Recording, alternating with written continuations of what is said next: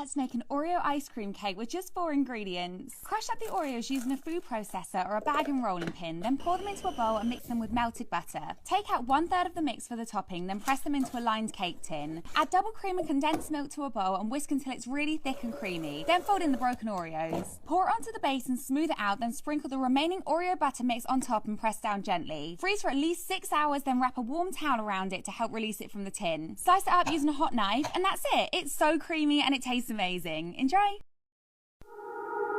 You're nothing but an ex, expired, exit from my life.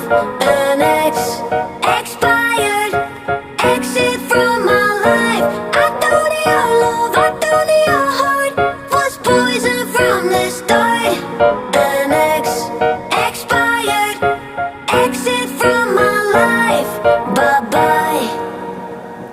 I don't miss your mind tricks or your lies. I don't miss when you're gone every night. I'm done being chained, done with your games, done being played for your entertainment. I'm not yours, 'cause you're nothing but an expired, exit from my life.